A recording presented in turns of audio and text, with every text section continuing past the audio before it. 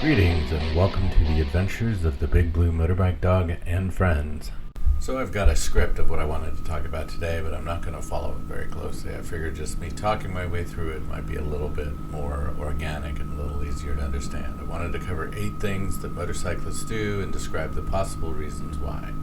Of course, every motorcyclist is a bit unique and will have different reasons and justifications for doing these things. This is just my opinion. Number 1, excessively loud pipes. So this is one I don't necessarily agree with.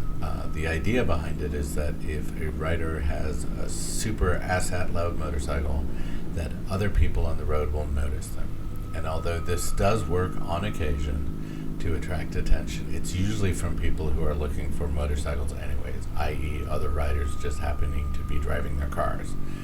The drawbacks of this is it's a very consistent noise, and so it just tends to drown out. It's super annoying, and so people like to test their sound insulation on their vehicle by rolling up their windows, turning up the stereos, things like that. And the most important reason why I don't agree with it is in study after study, motorcycles that have modified pipes, most commonly are sport bikes and cruisers, heavy cruisers specifically. And those two motorcycle groups are overrepresented in crash statistics. So if this were to be a safety feature, as at loud pipes, it would be underrepresented, right? Because there'd be fewer accidents. So there is an argument that there are more single vehicle accidents instead of multi-vehicle accidents, but that doesn't pan out in statistics either. So excessively loud pipes. Frequent use of the horn. This is one that I do agree with. So much like the loud pipe argument, this one attracts noise when needed, right? And it does it in a way that people are used to hearing, to say, watch out, look out, I'm here, which is using your horn. I think this is a fantastic way to communicate to other drivers. Flashing high beams while approaching the intersections. This is a more polite way of doing the horn, right? What we'd be looking for is to have the flashing light attract your attention, you know, that the high beam's going off and on. I often do this when I'm approaching intersection because I'm hopeful that what's happening is that the car drivers will be able to see, that the flashing light is there. Sudden acceleration. There's a few things here. One of them is you're riding too close to the back end and they want to get away from you. 2 is that just that motorcyclists out there playing. It's real easy to accelerate on a motorcycle.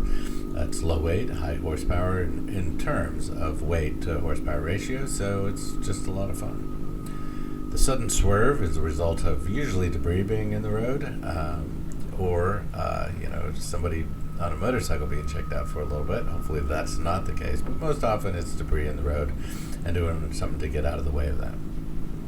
Could be an animal as well, getting ready to jut out into the street, and so we don't want to collide with animals either on motorcycles.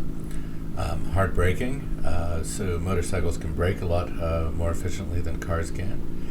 And this is one thing that, we really want the extra room following distance-wise, because we can outbrake any car out there. So we want to make sure they give us plenty of room so you don't collide with us from the rear. Moving around in the lane. This is most often just playing around, right? We also move because we want to make sure that we remain visible. Peripheral vision is based on movement. We want to make sure that we're as visible as possible, but oftentimes we're doing that thing where we're just heating up the sides of the tires a little bit. We're playing.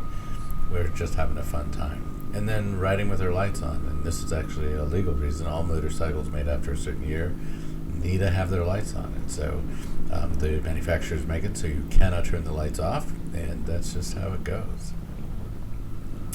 So I hope this was a little bit helpful and, maybe provided some insight. I do hope everyone continues to look out for motorcycles. There's plenty of places in the United States and in the world that motorcycles are year-round. Not necessarily where I live, but that's quite all right. I do wish that everybody continues to look out for motorcycles. Keep the shiny side up and the rubber side down. Cheers.